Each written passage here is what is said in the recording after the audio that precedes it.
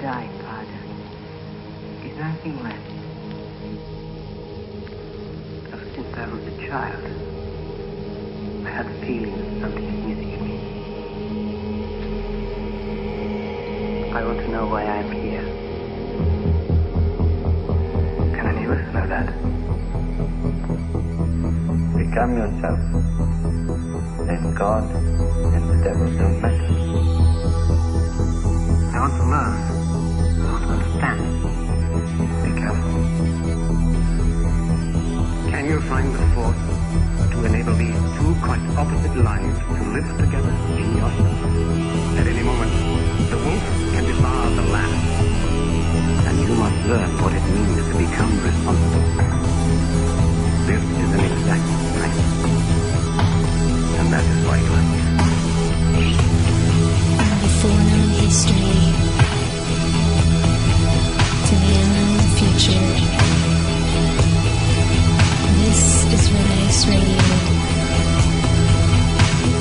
for the Seeker.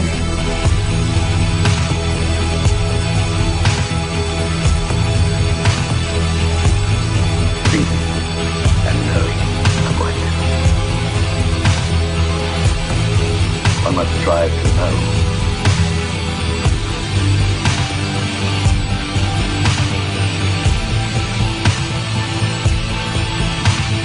Hope you're doing well. Thank you for tuning in. This is Henrik Palmgren, and you are listening to Red Ice Radio. We provide you with interviews on fascinating, controversial, and important topics with authors, researchers, and thinkers on everything from cover-ups and conspiracies to philosophy and well-being, using fact, theory, and speculation to get closer to an answer. RedIceCreations.com and RedIceMembers.com is our websites. Today we have Anthony Gucciardi with us to talk about the Boston bombings, the gun control issue in the United States, and we address the major misconceptions of deaths by guns. And Anthony talks about the motive for disarming the population and the ultimate goal of diminishing all forms of independence. Welcome, Anthony. Thank you for coming on with us. You're doing great work on covering important issues right now, so it's a pleasure to have you with us. Thank you for coming on. Hey, I really appreciate you having me on. Thanks a lot. You bet. Natural Society is obviously one of your websites. Some of our listeners might know you from there. Now, more recently, you've started StoryLeak. Some great stuff has been coming through there lately. You've been doing some videos and some excellent work there. So I kind of want to focus on some of those issues as well here today, Anthony. But tell us why you wanted to start this website, StoryLeak, and what some of the main issues are that you cover there right now. Exactly. So right now I have Natural Society, which is the third largest, depending on the stats you look at, alternative/natural health website in the world. But I was thinking, one day it kind of hit me, and it's gathered more intensity over time. So I created this new site, and I thought it's great to have our health. And it's certainly a fundamental topic to talk about with the fluoride and everything like that that's really hitting us hard these days. But what can we do if we don't have our rights, our basic fundamental rights? What does our health really matter if our rights are being stripped away from us at lightning speed? So I tried putting some political stuff on Natural Society, but people weren't really receptive to it. And I think that's also something that gives me a unique perspective, because I'm called a progressive when I write about stuff on Natural Society, but I'm called a right-wing extremist or libertarian on StoryLeak. Right. So I'm not on any side. I'm on the side of reality, and I decided that I want to start a site, StoryLeak, because it's time to talk about some of these issues like gun control, like the Boston bombings, like these civil liberties that are being taken away from us lightning fast. So that's basically what it came down to. You know what, let's talk about Boston a little bit here first. This is a big topic, and of course we have a lot more to add to this, but you did some very interesting interviews, pretty much right away with some of the people behind, I think, organizing the event. And basically I just want to get kind of your assessment of it. A lot of people obviously have been analyzing this at this point, and we know what's going on. And I think there's also a lot more to the story of what's covered in the alternative already in terms of how, this is being, well, I'll get there later, but I want to get your take on it first, and what you thought out of the gates when this happened, and when you decided to jump into this one. You know what? I'm glad you asked about the beginning of it, because everyone has lost sight about the Boston bombings, the very beginning, what was happening and what we knew then and the information that was coming out then. And I was very, very active in the beginning. I'm not as much active right now on the scene because there's just so much information. What they do is they just dump, the mainstream media just dumps all this conflicting info. It's so impossible to sort through it. But at the very beginning of all this, they were getting their stories straight. And the best thing I like to do is listen to the news at about 2 a.m. because that's when they don't have enough staff to filter through it. So what I was able to do is I was able to find this Alabama news story, and some others were able to find it too. And I reported on it initially, and I just said, hey, this guy says that there was a drill that morning. They were announcing it over the loudspeakers. This is a drill. There's a bomb drill going on. Keep calm. It's okay. Before the race at the athletes' tent. And this wasn't just some random guy. It was a well-respected coach from a university in Alabama. So I said, wow, I really got to interview this guy. So turns out, yeah, me and everybody else in the world, I went on Twitter to try and find this guy, and there was mainstream media and alternative news and everything. Everybody in the world was trying to tweet this guy and say, hey, please, we need to interview you. I'll pay you. I'll give you so much money, because there was a controversy at that time, even in the comments of my article saying, this is fake. He didn't say that. This is blah, blah, blah, whatever. But he did say it. And I needed to prove it. So I actually spent a couple hours on Google trying to find this guy's phone number because I knew he was a coach at the university. So I ended up finding this old PDF from 2010. And it had his number for the mothers of certain girls that were at the school to call in if they had any questions or concerns. So I called him. I called him out of the blue completely. And I'm the guy, the story's getting about 10, 15,000 shares right now. And, I really just want to talk to you. I won't pressure you. You're okay, and I hope your family's okay. He calls me back about 20 minutes later. Instead of MSNBC, ABC, NBC, the alphabet news agencies and all the alternative people, I have no idea why. I really can't tell you. Maybe he's a fan. I have no idea. But he called me back, and he gave me the interview. It was on his cell phone. It was really hard to get the audio up. I mean, I really had to fix the spiking of the audio because the phone was so bad. But he told me, yeah, there was a drill that morning. And not only that, they had people on the roofs. They had what looked to be snipers up there. They had bomb-sniffing dogs and squads, and it was crazy. And this guy said he's been to hundreds of marathons, and he's never seen anything like it, including military marathons. So that interview, I think, is almost at 100,000 on just my YouTube. What happened was, as soon as I put it up on YouTube, everybody says, oh, well, that's going to be big, so they steal it from the YouTube. And I don't even care. That's fine. But they do that, and others have gotten hundreds of thousands more than my original YouTube video. So that's actually gotten so much exposure that it ignited this whole entire thing about the drill, and it added credence to it. And I'm really happy that happened, because it ended up to probably millions more questioning it than would have ever even thought about it.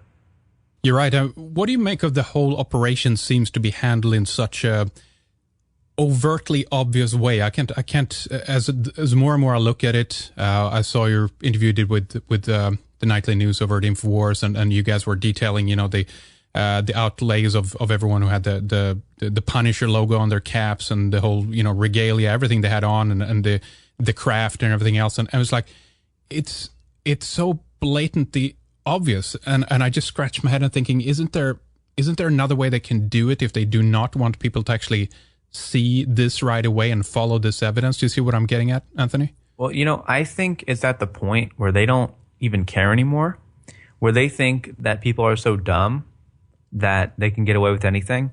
I mean, they had a drill that morning for a bomb. And as the coach who was there said, he's never been to any marathon where they had a drill for a bomb where there actually was a bomb that day. It's the only one he's had. There was a drill for a bomb, and it turns out there was a bomb. Yeah. And those guys, whether they're Kraft International or National Guard or whatever, it doesn't really matter. The security there is insane. And they were next to this weird guy with gray hair. And I get pictures sent to me every day that are stunning. Literally, still to this day. Some genius out there finds this stuff that doesn't add up and all these inaccurate. And they're sending me these photo analysis pieces. I mean, very eloquent, very detailed and complex. Many of them are actually either current or ex-detectives for various police forces and federal agencies around the globe. And they're telling me, stuff doesn't add up. And I actually just spoke to a former Navy commander, current police chief, and even he said there's so many questions about what's going on there, and it seems so obvious to him that there's issues that he cannot even believe how blatant it is. I mean, he couldn't even believe from his political, analytical stance on the whole subject, all of it, his detective work, just how blatant it is. And he thought that since it was so blatant, it couldn't be true. And I think that's a component too. I mean, it's so obvious that even a fourth grader could see it. Literally, if a 5-year-old were to watch this, they would have questions. They would say, this doesn't add up. And I think that's part of why it's so simple to dismiss it in some ways, because it is so obvious.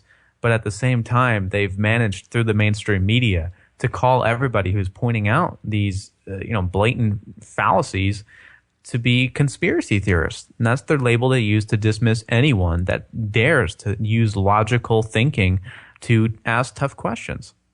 Should we not assume at this point that from the media to the to government official agencies, etc., that they at this stage know that the alternative media is going to be all over this scenario like hawks? They're going to analyze everything, considering some of the stuff that's been coming out in the past in terms of the State Department has been warning about these conspiracy websites, and we know that they know, if you know what I mean.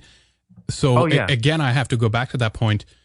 If they know that, and if they in some regard make it so blatantly obvious, it's almost like they want a certain amount of us kind of looking at this with these set of eyes to kind of create a polarization. I mean, I have some ideas of why they might potentially want to do that. And this, of course, steps one step further than the initial just, it's a false flag. It's also that they are going to use the effect of this as a polarizing issue itself. Do you see what I'm getting at, Anthony?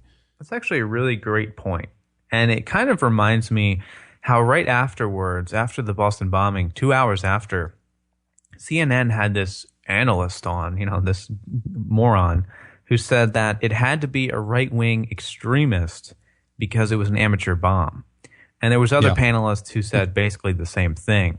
And it kind of reminds me, what you're saying is that they could really be separating those who believe the government and love the government, which is becoming a smaller and smaller percent, away from those who are questioning the government. I mean, we just had a poll recently that said, I believe it was 30% believe an armed resistance may be necessary against the government. So they're isolating, potentially, you bring up a good point, this demographic of individuals who are for that. And I think also, imagine if the Adam Kokesh March plays into this as well. I mean, if they're able to isolate these various demographics of the population from each other, with Obama going out and saying, don't listen to anybody who says that there's corruption and tyranny in the government.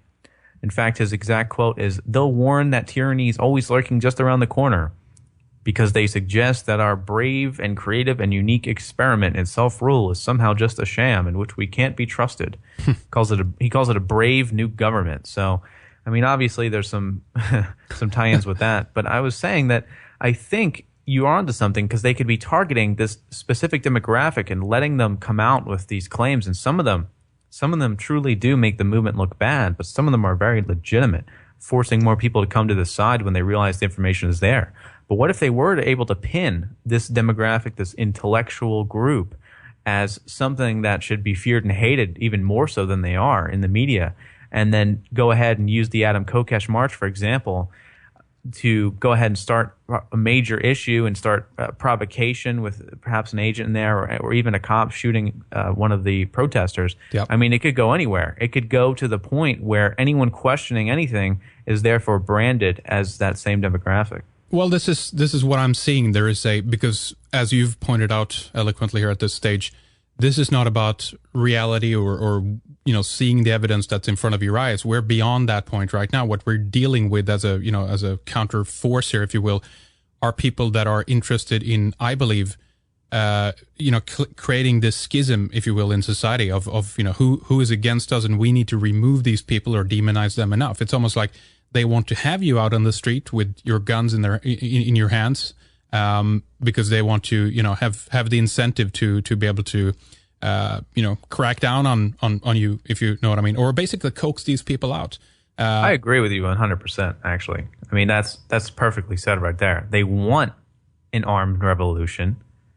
They kind of want it to go hot in a way, but they can't have it go hot until tensions are high enough between the population that believes in these things, that has the mind to question things, that has the sense of reality, versus the brainwashed droves who will become emotionally charged against them. Because remember, you bring up a good point, and I've realized this over time, and I'm attempting to utilize it on our side. But emotion is a bigger player than fact when it comes to changing minds. Yeah. Always has been. Revolutionary movements know this. It's all about appealing to the emotions. It has nothing to do with rationality or thinking clear or straight. So they don't care about the masses who are already in a position of believing whatever the media and the government tells them. I don't think that they're so concerned with them. What they're concerned with are the people who are gaining in numbers, who are actually speaking up against this right now. Yeah, exactly. And that number is increasing dramatically. I mean, did you see that recent Gallup poll, which asked, what do you think is at the forefront of the most important issues that this country faces today, and what do we need to do? And everyone was thinking, everyone's going to say gun control because of Sandy Hook and everything. 4%, down from 6%, said that gun control was the issue. Most said it was the economy. And then we also have that other poll that was from actually a biased polling agency, so I don't even know, the accuracy of it really, but we found out that hundreds of millions of people believe in things like the New World Order and believe in other, real issues. They mix in some crazy stuff there too to make people seem stupid who believe in these things. But a lot of people really do have a firm understanding of what's going on. And the only way to deal with that after a certain point, or in the beginning really, is to not debate them. And that's kind of what I've talked about before. I mean, if Obama really could squash the Benghazi issue in one foul sweep, then why doesn't he just go on the air and say, here's the facts? Or if he could talk about anything, why not go on the air and say, here's the facts, guys? Or here's the facts, the Boston bombing conspiracy, I'm going to break it down right now. No, that's what we do. We break down the facts and the information. They just go ahead and say, don't listen to conspiracy theories, they seek to hurt your children, it's for the children. It's all emotional rhetoric. And that's the hardest thing to fight. It's all deception, because they don't have the moral ground to where they won't use emotional deception on the public. They don't have that moral ground as we do, where we cannot go past a certain level because of our morals. We have to say the truth, always seek truth. But they don't have that same, it's not even a limitation. They don't have that same honesty because it's their downfall. I think they know that through subversion and lies, it's they're going to be able to remold and reshape and reform society in accordance to to their dreams and their agenda. Obviously, it's like when Piers Morgan basically and Alex Jones comes on there, and then afterwards Piers Morgan says that there are millions of these people out there who are on his side, and subscribers to his YouTube channels and everything else. And this is on the Gunny show, of course, but and this shows like also at the same time the play, if you will, of everything that Alex talked about there before he went off in a raving madness kind of thing. It's like he's right. He's right in the numbers and everything. So he's appealing to those people who can realize that. But then on the other hand, as you've been talking about, Piers Morgan appeals to the emotions of the other crowd, if you will. And I don't know. It feels like it's very clever the way that the debates are being intensely polarized, and these groups are getting more and more hardened and fierce. And it's almost like, again, I'll go back to that point. They want a huge conflict. They want a battle, because this will be the perfect opportunity for them to actually really come in with a fierce, control, if you know what I mean, Anthony. No, you're right. And you bring up a good point there too, because check this thought out as well. And most people might realize this who listen to the show, because, this is a great show and everybody that listens to it's at least somewhat aware, or at least are going to be now. But, so on Piers Morgan, everyone thinks Piers Morgan's stupid, just like everyone thought George Bush was stupid, just like everyone thinks Obama's stupid. None of those people are stupid. They wouldn't be there if they're stupid. They might be obviously misled or even a little bit insane. But the way that he invokes his guests, and it doesn't work on everybody, but I mean, the Alex Jones debate, for example, he just would not respond to anything Alex was saying to the point where he knew that he could enrage him, unfortunately. Yep. And Alex did present awesome statistics and everything like that, but Pierce just sits back and insults people. Like when he called the other guy, I believe it was Larry Pratt, he called them, a moron, an idiot, or an evil man, or something horrible like that. And he expected Larry to start screaming at him because it doesn't matter what Piers Morgan does. Piers Morgan's already done. You know what I mean? He's already done. It doesn't matter what Piers Morgan says. If he can get his guest to look bad, that's what the media will highlight.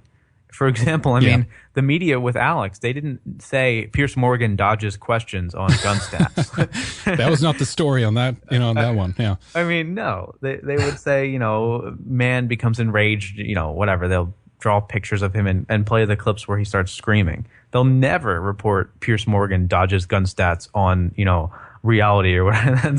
That's a fantasy land. Yep. So instead, he doesn't care about what he does. He just needs to enrage the guest, and that's pretty much all mainstream news.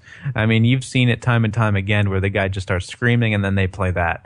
That's how it works, and that's the whole system. But that's also media as a whole, isn't it? Oh, I mean, sure. That's how it works, because they'll highlight, for example, there was a bunch of people saying. It was something weird about the Boston bombings. Day one, people were saying that it was a holographic projection, and that's whether it's even a real person saying that, but someone was saying it's holographic projection. So then the media starts picking up on stuff like that instead of saying, "Hey, there's a drill this morning." And I did a press release. I sent it all out to the mainstream media that I had this exclusive interview that even they couldn't get, that they desperately wanted, with the guy that says there was a drill that morning. And no one cared, even though they wanted the interview, because they would never dare support anyone who's asking the real questions. They wanted to probably just say, they wanted to get it out of the way and be like, "Oh, how did you feel when the bombs went off?" They wanted to take him. They wanted to take him and get rid of any real questions. They wanted to funnel it into, again, an emotional piece, and then ask him perhaps like, do you think that those who have wild conspiracy theories about this are muddying the waters and insulting the families? That's how it always works. Well, it's very interesting right now in the United States, everything that's going on, and it's an intense debate around the guns and whom is to take them away. In regards to Piers Morgan, I mean, he's got to be a Fabian agent or something, a really clever provocateur, British agent determined to bring down America. But that's another story. I think I wanted to shift over to the 3D printers actually a little bit, and I know you covered that as well. It's a really, really interesting story, and I think the latest development of that is, they print the guns in these 3D printers. It's basically a plastic kind of thing, I think. And the government came in and actually took the blueprint down from the website, right? What happened there? Right. So there's this guy, I believe he's in Austin actually, and he creates 3D weapons. And what you can do is if you have a 3D printer, they're somewhat expensive, several $100s, but I mean, soon they won't be that expensive. And you can download blueprints for anything. I mean, you can download a blueprint for like a hammer and stuff. And right now it's at a plastic level, a pretty sturdy plastic level. But this guy actually created, through his company Defense Distributed, a 3D gun blueprint for a pistol, and it was called the Liberator. And it was on his website, and then the United States government comes in and says, "Hey, you're not allowed to put that online.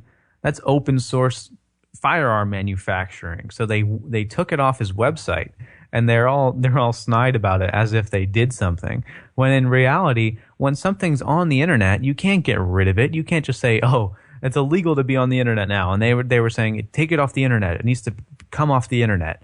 It shows that even though we're struggling against some really strong intellectual forces inside of the government that are certainly light years ahead of us in technology and everything like that, that there are some really dumb people in government who think or are naive enough that they can get something off of the internet.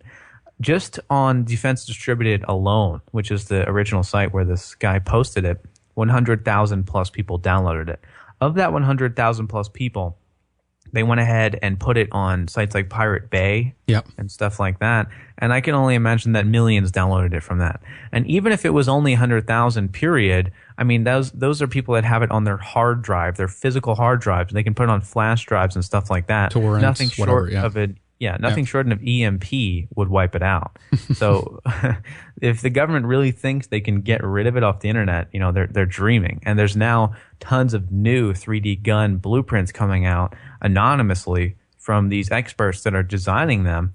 So soon, in a number of years, if 3D printers are available, and maybe they'll go the way of Stalin and ban all the 3D printers and, stop everybody from having them. But if they're available, I mean, really, makeshift firearms will be readily available to anybody. What do you think about the perception, basically, that seems to be the, when you look at official sources, is guns are safe in the hands of government, basically, but in anyone else's, it's the most dangerous thing ever. And on top of that, you have the question that, okay, well, now maniacs will be able to have access to it. They can just print it and run out and shoot anybody. And so we're obviously at that point where, like, okay, so we have technology at our disposal, as we have always had in human civilization, that it can be used for something good or for something bad. But in terms of this case, should it be treated in anything different than from a knife or a fork or a fire or what have you, like a 3D printer? That's what I'm talking about.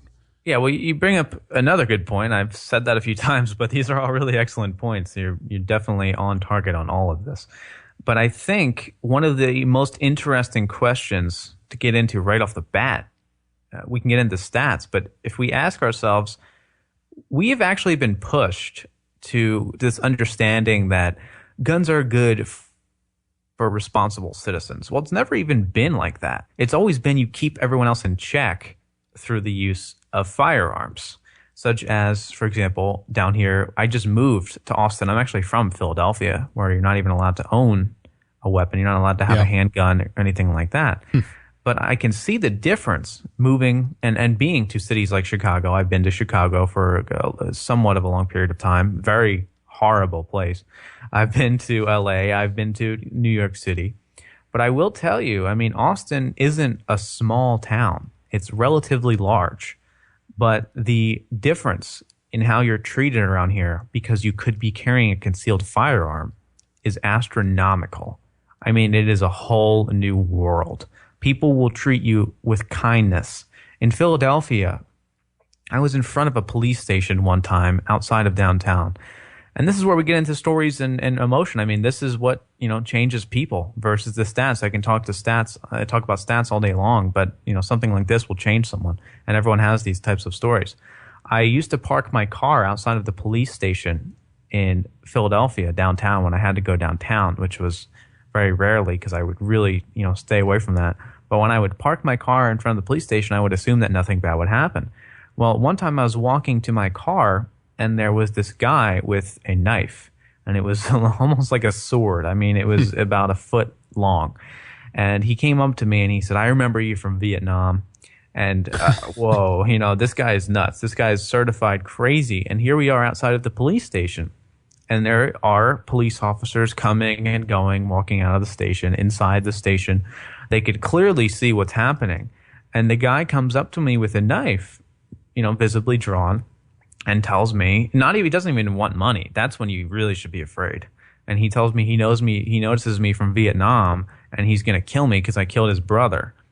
Jeez. So, yeah, that's when you know something's wrong. So I really quickly get into my car and, I call 911 because this guy's gonna, probably try to attack get in my window or something like that. Sure. And, I'm in downtown. I can't just whip out my handgun, my Glock, or I'll be the one going to jail. So I call the police and I tell them I'm right outside X station, whatever the station number was. I read off the sign, and they say, "Okay, we'll send someone out." I said, "Well, okay, but, can't you just send someone?" I'm looking at an officer right now, and they say, "Okay, we'll send somebody out. We'll send somebody out." And, it turns out no one came out. I'm literally right outside the police station. You hear stories of people who live 20 minutes away from the station, getting there in an hour, but I'm right outside the police station. Right. Literally, I could just walk in there. But they just didn't send anybody out. But wow. Think about this also. We're talking about 3D printed weapons, and everyone's acting like it's doomsday if criminals get a hold of 3D printed weapons. Yeah. But the fact of the matter is that if we compare the stats, the weapons that are most likely to be used are not things like rifles and shotguns, which is what everyone's desperately trying to prevent people from printing. They're like, oh, they cannot possibly get a rifle or else it'll be doomsday.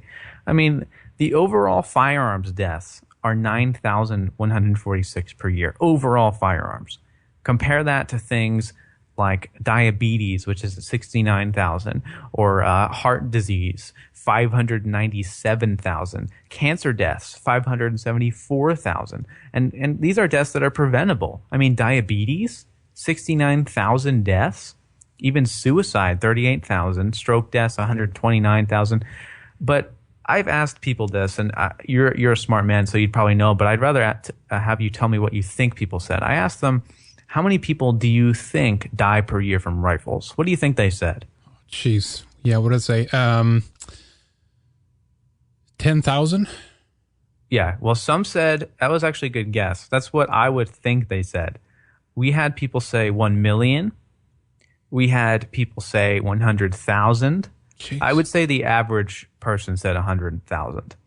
So they believe that 100,000, one of them said 1 million, people die from rifles each year. It's incredibly high. How can they guess that high? It's unbelievable. Well, you're not from the United States, I would imagine. No. So you probably have a different perspective on, how these things really work. But I'm sure you've seen the Mark Dice video. So he goes up to people and they sign away the First Amendment and stuff like that. But yeah. I kind of did the same thing, but I asked him how many people die per year from rifles. But again, 9,000 from all firearms die per year. But only 348 people die per year from rifles. So less than 1,000, less than 500. Yet why do these people think that 100,000 or 1 million die each year?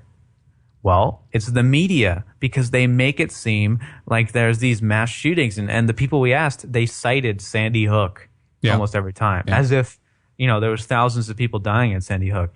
Obviously, they didn't even think that, but they thought that there were so many massacres, so many school shootings, so many everything, mass shootings all over the place, that it was hundreds of thousands of people dying in many cases. But of course, you have a better chance of dying in your bathtub than being shot by a rifle. Yeah. And more importantly, knives and cutting tools accounted for 1,825 deaths in 2009, which is 1,400 more. Clubs and hammers killed 263 more people than rifles. Oh. Hands, fists, and feet killed 455 more people than rifles. So if a criminal has a hand or a foot, he has a better chance of killing you than with a rifle. So to say that we should be afraid of the 3D guns, as the government is saying, well, we should really be afraid of anybody that is delusional and crazy enough to kill another human instead. How about that? How about that societal aspect? Because as long as they have limbs, as long as they're not Angelina Jolie cutting off their limbs, then they will have the ability to harm you.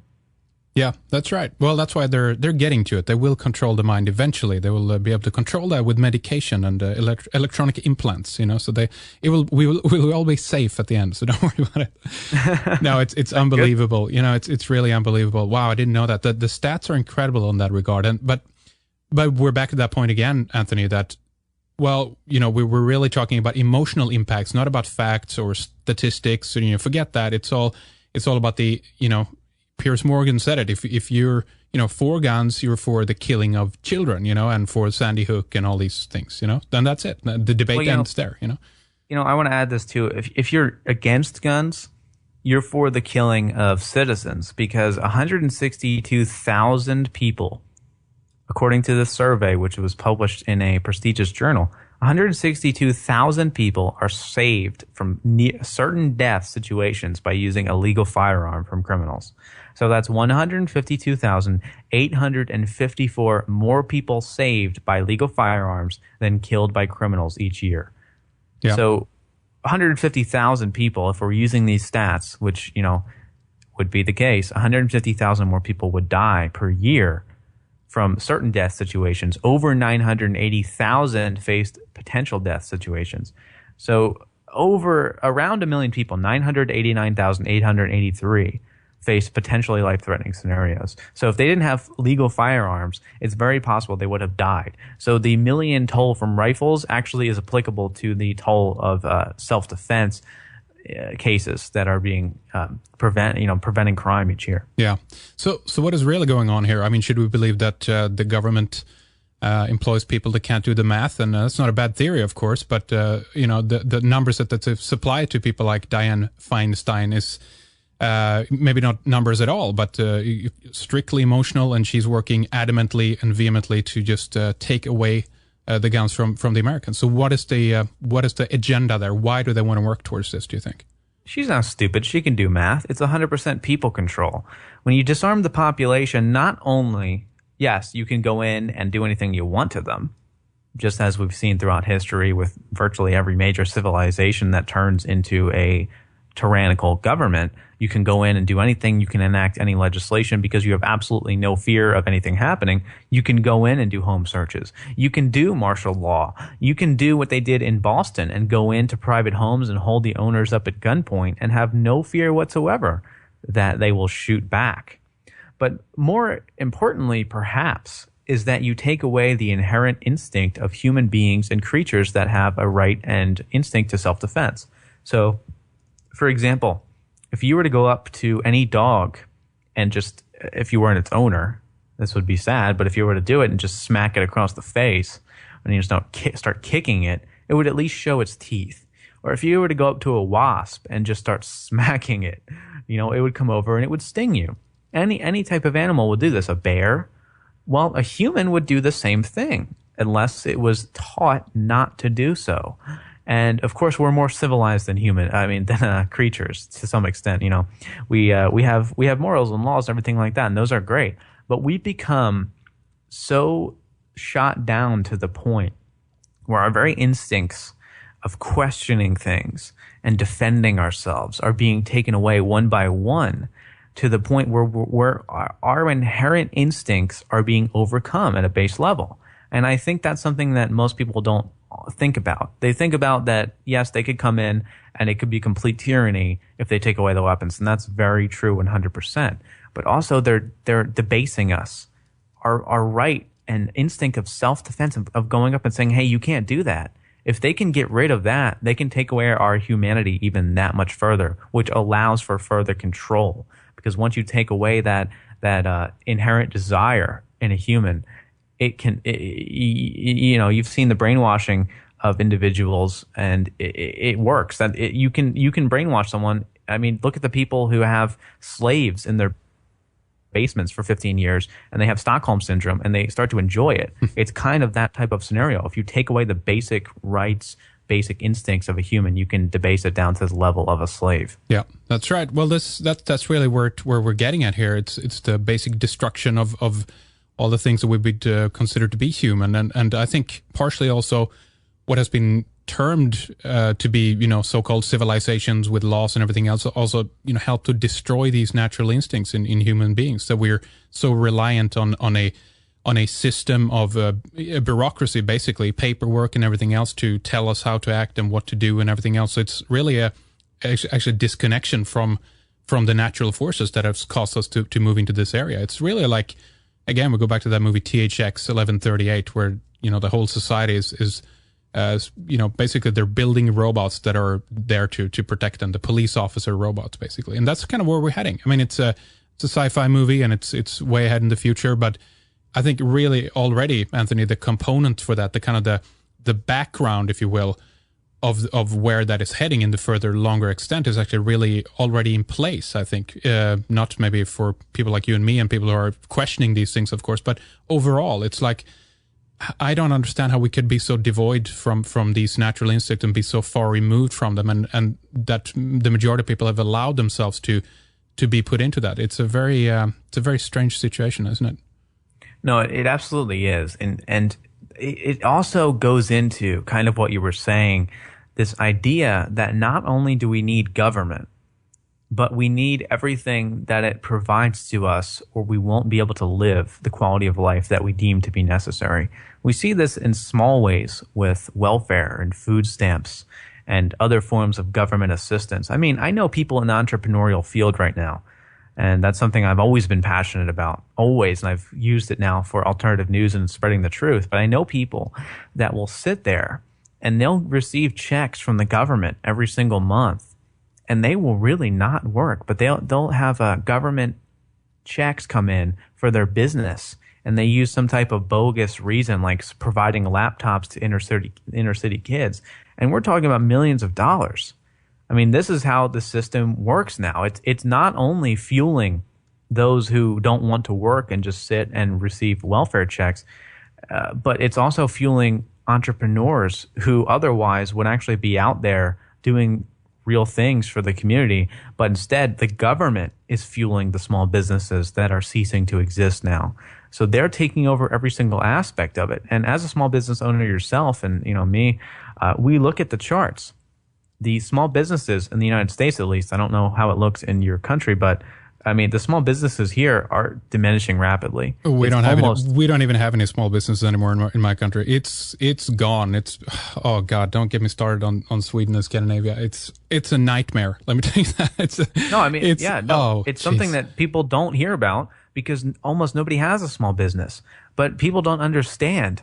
If we are wiped out from all these taxes, I paid 43% tax on one of my companies this 2012. Yeah, there was no way around it. We have a great accountant. There's just no way around it with all these taxes. And it's sad, but guess what? The only option for some of these things is just to fire everybody. I mean, that's what the accountant told me to do. I can't do it. We need the help. But he said, one of the things that a lot of my clients are doing right now is they're just removing pretty much all of their employees and just, getting overseas work from independent contractors. I mean, I cannot do that. But the fact of the matter is that's what it's coming down to. It's complete globalism in every capacity, because that's what it ultimately comes down to doing, is hiring Indian workers to outsource your stuff for way cheaper. And then you don't have to pay the taxes as well, because you just, hire them as independent contractors on the side and stuff like that.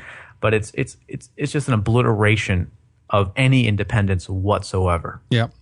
Yep. And that's what they want. I think ultimately, I go back to that all the time. I think from the point of view of government, they're not in the position they are at this stage. They're not afraid of getting fired, if you know what I mean. There's like, for them never to exist is not even a realization in their worldview right now. I think that they think, well, at the end of the day, we print the money. We can be infinitely in debt, basically. It doesn't matter. As long as people are dependent on us for our survival. It's this great scene in V for Vendetta when one of the main head of the fascist regime there basically, it tells them that we need to show people the reason why they need us. And even if that, and then now we go full loop, of course, and back to things like Boston again, where the government, of course, does terrorism on itself. And that will be ultimately the incentive for the people to go to the government to say, help us, you have to do something. We have all these, terrorists running around. And so we're back to that point that it's ultimately about dependency, really, no matter how bad things are. But ultimately, they don't want to have individual people who are independent. They can take care of themselves. They can do their own. And this is basically one of the, the prime targets I think that they have right now. People who can mend for themselves and take care for themselves. That's the boogeyman right now, right? No, exactly. And think about this too. If you don't have any morals, you don't have any form of conscience. In fact, your dogma is to do evil. Then you can use some of the most absurd tactics ever, because why not? If you don't care about killing individuals, as we know that they don't, because look at Obama drone striking children, and then he goes on television and sheds a little tear for the Benghazi victims when he does not say anything about his authorized drone strikes that are killing literal babies, women, and innocent people, hundreds of innocent people. Even one of the employees of Google came out and used his web skills to create kind of like a chart of all those who had been killed by the drone strikes. Yeah, I saw that. And that was an excellent job he did there. He's not like a major guy at Google, but he did that, and it went a little bit viral. But the fact of the matter is these people don't care. And we talk about, for example, diminishing all forms of independent thought and action. Well, it's pretty easy, actually. If people think about, how could they possibly do that? They would never do that to me. Well, actually, they would, because if you think about the police and military who have it said on record, I will not take weapons from citizens, right? And in a lot of polls that we conduct and find that most of them would not do that, right? Well, I guarantee you that if tomorrow they had a suitcase type nuke go off in Los Angeles and played it on loop 24/7 around the clock on all the mainstream news stations, and then had some guy come out in full camo and has a "Don't Tread on Me" shirt and Infowars.com on his, a bumper sticker on his car or something like that, and said, "Yeah, I did that. I hate America. I'm a sovereign citizen. And, this is the beginning of the revolution," right? Yep. Well, then everybody in this demographic, you and me, everybody is now the enemy. And those same people who said, "I would never take guns from a citizen," they're burning hot with rage at this guy. Yep. And guess what? All of us are under the sights too. And he's going to, this isn't, I'm not saying this is going to happen, but imagine if it did, and it could happen quite easily because they have no morals. But if this guy came out and said, it turns out the media says, "Oh, he's a fan of the NRA. He visited StoryLeak.com and listens to Red Ice Creations," all this stuff, then it would be so simple to get the public to not only hate all of us, but to get the military and the police to target us, even on their own. They wouldn't even need orders, which is the craziest thing. It's just like in Germany, during Nazi Germany, the German soldiers, they would actually kill a lot of the innocents without orders. They would just kill, not even just the Jews, they would just go, we don't even talk about that, but they would just go and kill random people because they enjoyed the murder. They would just go and shoot kids or whatever just because they've been so used to it. So we could see something similar like that, where that the police don't even need orders to go ahead and target those individuals that are related to the boogeyman. They would just do it themselves. Well, it's kind of what we see with Tamerlan, the older brother there after Boston too. Allegedly, he didn't have a weapon. He was hiding in a boat. We don't know the story at this stage, but what we know is that he got shot with quite a few bullets, and that's basically the bottom line. I mean, what do you have? The word of a policeman against someone who's dead, and at the end of the day, they can just say, well, he had a weapon, or they plant it, or maybe don't even show it, or he got lost, or whatever. This could happen all the time, and the fact is, the world we're living in is complete anarchy, if you will, from the point of view of those who are ruling the law system. They're doing exactly, completely what they want to do, and still people are walking around with the perception that it's orderly and civilized and things are going well, but it's once you begin to kind of peer behind the veil a little bit of these things, you realize that it's complete mayhem, and it's still just the rule of the few, the thugs, basically. That's what we're looking at, Anthony. Yeah, and don't forget also, and no one's brought up this point. I've talked about this before, but it just seems like the mainstream media might even want to slightly mention this. The 19-year-old suspect, to which they locked down the city for, 18 hours, looking all over the place. During that time, he was on Twitter, tweeting to his friends. And, I can't say I'm 100% expert in this, but I do know actual experts in this. They should have been able to trace either the IP address or at least the Wi-Fi connection that he was on while posting the Twitter, since they've had his Twitter account for, who knows how long. Mm-hmm. Turns out he was in his dorm room, I guess, and then also running from the agents and SWAT members who were dressed like military with their war-style vehicles on the street. But he was on Twitter talking to his friends. And it seems to me that an 18-hour manhunt all over the darn city and even suburbs was highly, highly unnecessary when they could have pinpointed his location maybe within 1 mile. Maybe. Yeah. It wouldn't have been that hard.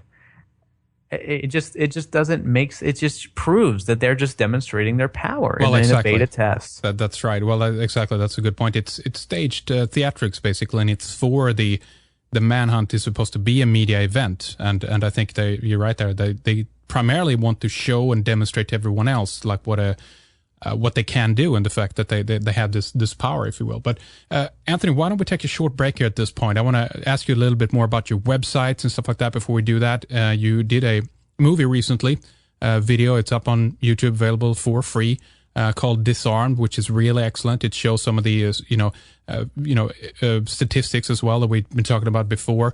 and summarizes a lot of these points in a very, very good way. So why don't you tell us where people can find your stuff and give out your website so people know where to go to follow you on a more regular basis, Anthony? Sure. Thanks a lot. Yeah, definitely. So storyleak.com is my main website right now for all the stuff we're talking about. And I've been really passionate about the gun issue because I think it's at the forefront of pretty much all of our rights. Because if we lose the Second Amendment, we lose the Constitution at large. There's no question. It sets a major precedent, and physically they can do what they wish. But yeah, I released a documentary. Mike Adams called it a 31-minute red pill. So hopefully it gets people to understand that gun control is not effective and the reality of the Second Amendment, even if you don't like guns. I mean, I'm not sitting here some redneck that loves guns. I am from the city, and till recently I never even had a gun or shot a gun. So definitely I'm looking at this from an intellectual perspective. But you can go to storyleak.com and just click on the YouTube or look up Disarmed in the search bar, or disarmedfilm.com redirects to the YouTube video, and it's all 100% free. It's completely full on YouTube, 100% free. So check that out and share it with those who still believe in gun control. Very good. Storyleak.com, the main website. We'll have that linked up from ours, of course. We'll take a short break here at this point. Stay with us, Anthony. We'll be right back with much more. We'll continue with more in just a few for all members. And if you wish to continue to listen, you can subscribe at redicemembers.com, your archive to the other side. And in the second hour, we'll discuss Angelina Jolie's preventative double mastectomy. It's highly likely that this is all part of a major push into getting people to think that genes are everything and cutting off parts. Self-mutilation is the way to go. Anthony explains how the transhumanistic view of genetically manipulating humanity is the ultimate physical and spiritual enslavement. He describes what could be Stalinism 2.0 with robot-like humans in the future. We end the hour on Adam Kokesh and what could go very wrong if the armed march on Washington indeed happens. Learn more at redicemembers.com. Next program we do is with Ramuel Nagel on how to cure tooth decay, but more right now with Anthony coming up. Talk to you on the other side.